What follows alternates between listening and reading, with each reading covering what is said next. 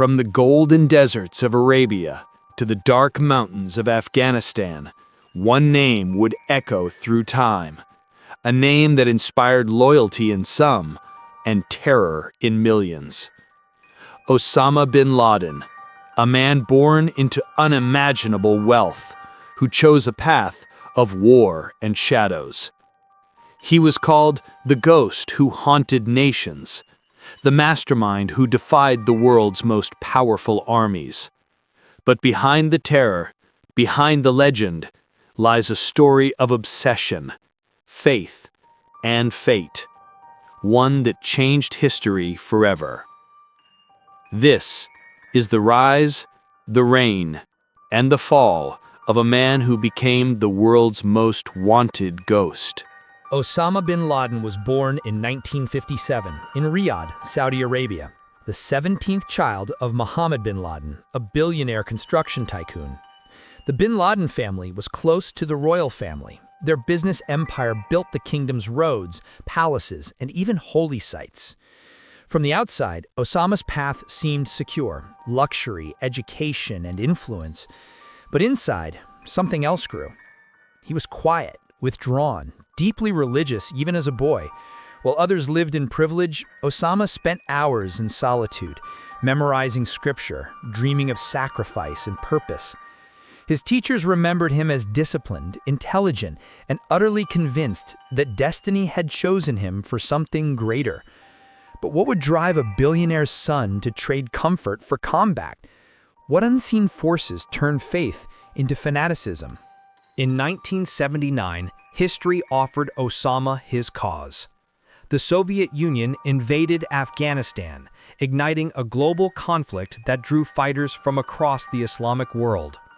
Bin Laden, then in his early 20s, saw the invasion not just as a war, but as a divine calling.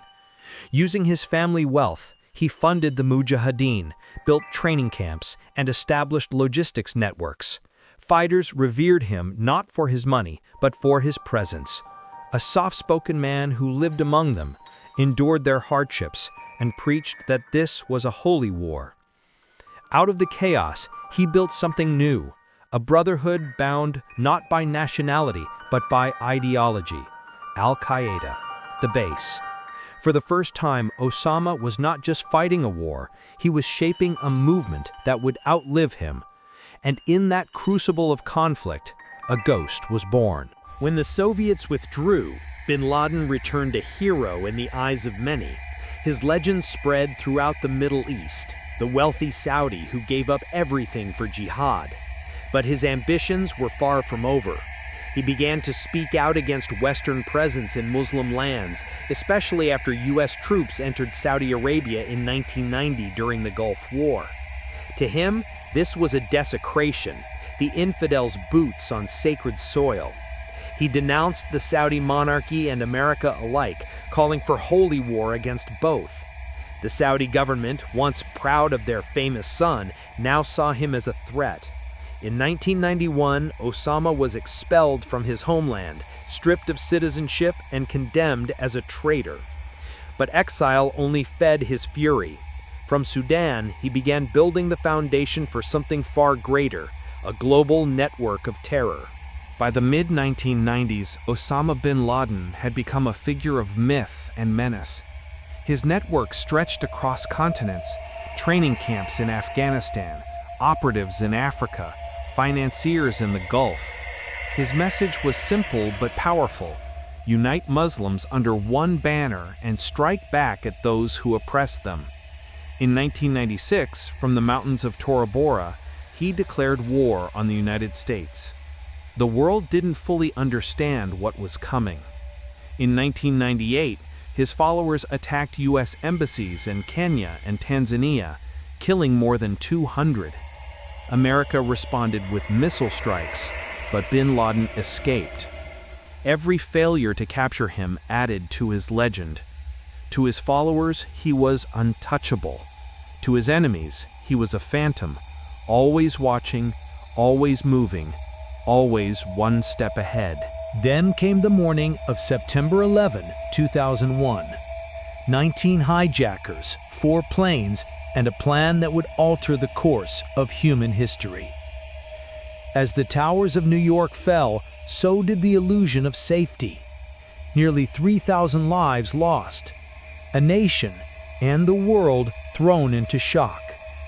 Within hours, the name surfaced: Osama bin Laden. To many, he was the face of evil. To others, he became a twisted symbol of defiance against the West. His image, his words, his ideology, they flooded every screen. But while the world searched for vengeance, he vanished. Hidden deep in the mountains of Afghanistan, protected by loyal fighters, he became more myth than man, a ghost haunting the world's most powerful nations. The manhunt began. The United States launched its war on terror, invading Afghanistan, toppling the Taliban. But bin Laden slipped through their fingers, disappearing into the tribal belts of Pakistan. Intelligence agencies poured billions into finding him. Dozens of lookalikes, fake sightings, and wrong targets.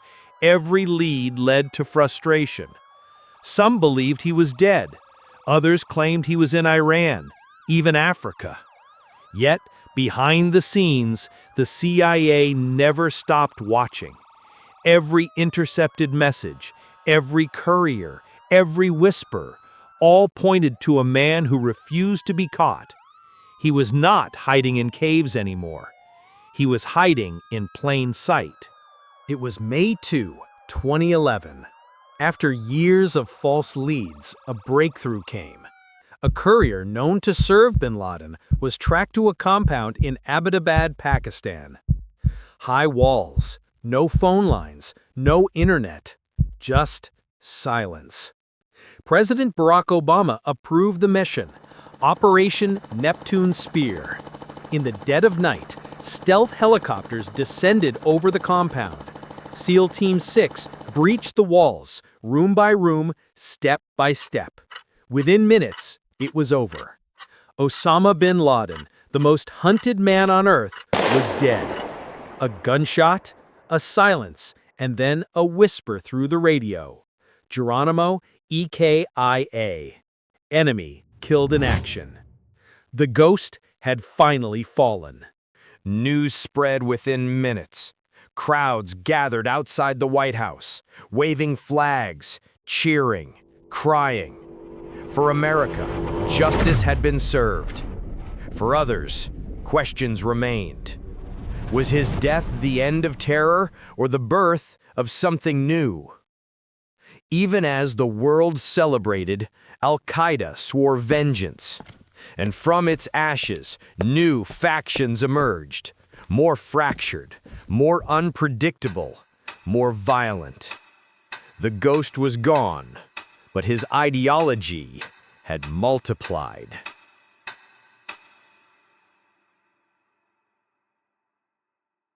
Osama bin Laden's legacy is not just written in blood, it's written in how the world changed after him. Airports became fortresses, surveillance became constant. Nations lived in fear of the unseen. He forced the world to adapt, to reshape its systems, to live under a shadow of suspicion.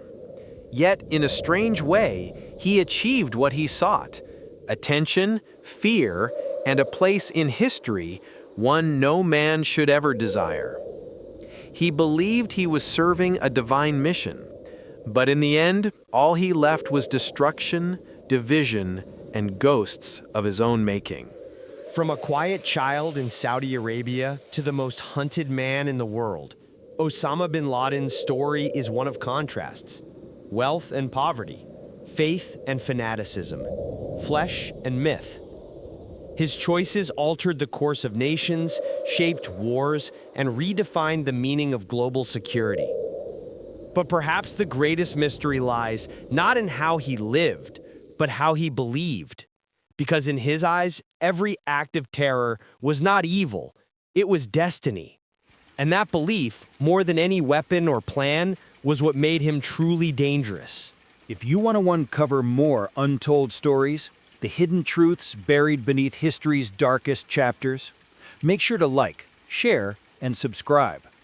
Because every story has its shadows, and some ghosts never rest.